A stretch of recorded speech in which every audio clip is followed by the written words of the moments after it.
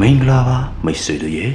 ချစ်ပြဟော့ကိန်းမျက်မှန်မြင်အမျိုးသမီးကြီးဘဘဝင်းကားကိုအားလုံးသိကြမယ်ထင်ပါတယ်သူရဲ့ဟော့ကိန်းတွေကနေ့စဉ်နေ့တိုင်းကမ္ဘာအာရုံစိုက်မှုကိုရရှိလရှိပြီးတချို့ဟော့ကိန်းတွေကလက်တွေ့မှာတကယ်ဖြစ်ပျက်ခဲ့တာတွေရှိတယ်လို့ဆိုကြပါတယ်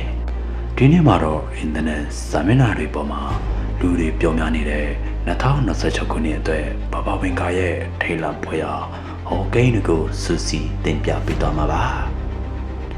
ဂျိုသားတွေစစ်ပွဲတွေနဲ့စီးပွားရေးအပြောင်းအလဲတွေ2026မှာတကယ်ပဲဘာတွေဖြစ်လာနိုင်တယ်လဲ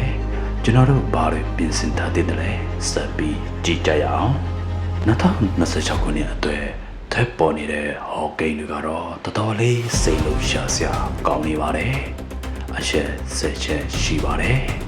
နည်းပညာနဲ့ထူးခြားပစ္စည်းများဂျိုသားများနဲ့ဆက်သွယ်မှုပထမဆုံးအနေနဲ့2026နိုဝင်ဘာလမှာလူသားများဂျိုသားများနဲ့ပထမဆုံးအကြိမ်ဆက်သွယ်မှုရရှိလိမ့်မယ်လို့ဆိုပါတယ်။ဒါလူသားသမိုင်းရဲ့အကြီးမားဆုံးအကျိုးငွေဖြစ်လာနိုင်မှာတလား။လက်နဲ့စာများစိတ်ကူးရင်ရုပ်ရှင်တွေထက်ကလို့လီစာလက်နက်တွေကိုလက်တွေစင်းနေပြီးနေမှာစတင်သုံးဆွဲလာမယ်လို့ဟောကိန်းထုတ်ထားကြပါတယ်။ကမ္ဘာအခြေအနေနဲ့နိုင်ငံရေးစစ်ပွဲနဲ့ပဋိပက္ခကမ္ဘာနေရာအနှံ့မှာစစ်ပွဲကြီးအနည်းဆုံးနှစ်ခုဖြစ်ပေါ်နိုင်ပြီးအကြမ်းဖက်မှုတွေ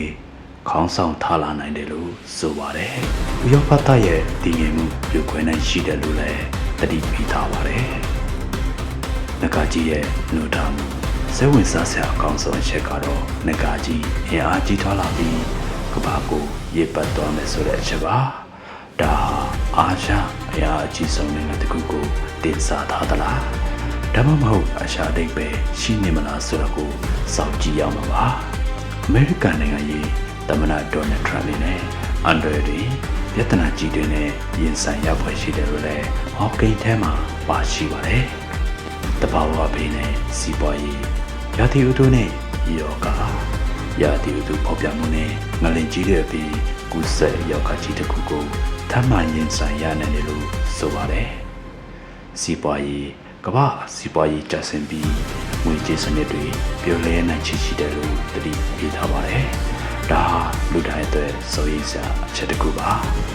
ကဲဒီဟော့ကိန်းကိုကြားရတဲ့အခါစိတ်ပူစရာတွေရောဖြစ်လာနိုင်ပါတယ်ဒါပေမဲ့မိတ်ဆွေတို့ရေ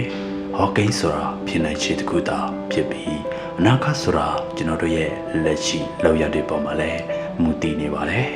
ဒီတော့ဘာလို့ကြမလဲဆိုတဲ့မိကွန်အတွက်ဖြစ်ကတော့ကျမကြီးကိုကြည့်ဆိုင်ပါကုသရောက်ကနဲ့ရာသီဥတုတန်းကိုခန္ဓာရည်ရှိအောင်ကိုခံအားကောင်းအောင်နေထိုင်ပါငွေကြေးစီမံခန့်ခွဲပါစီးပွားရေးမြေယာမှုတွေအတွက်စူတောင်းထားတာမလိုအပ်တာတွေရှော့သုံးတာမျိုးလှုပ်ဆောင်ထားတင်ပါတယ်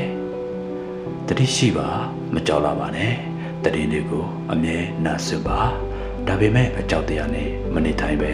မိမိဘဝတည်တဲ့ပုဂ္ဂိုလ်သာအာရုံစိုက်ပါအတိတ်ကဟော့ကိန်းတွေအားလုံးတရားပါဆက်မှန်ကန်ခဲ့တာမဟုတ်ခဲ့တယ်လို့အနာဂတ်ကိုပြောင်းလဲနိုင်တဲ့စွမ်းအားကလူသားတွေရဲ့လက်ထဲမှာရှိပါတယ်ဒီဟော့ကိန်းတွေကိုတတိပိချက်အနေနဲ့မယူပြီးပုံမကောင်းမွန်တဲ့ဘဝကိုတည်ဆောက်ရအောင်ပါမိတ်ဆွေတို့ရော2026မှာဘာတွေဖြစ်လာမယ်လို့ထင်ပါတယ်လဲကိုယ့်ရဲ့ထင်မြင်ယူဆချက်တွေကို comment မှာမျှဝေပေးခဲ့ကြပါဦးဒီဗီဒီယိုလေးကိုတိုင်နေတဲ့ကြတဲ့စဉ် like subscribe လုပ်ထားဖို့မမေ့နဲ့နော်နောက်ထပ်ဗီဒီယိုမှာပြန်ဆုံကြပါမယ်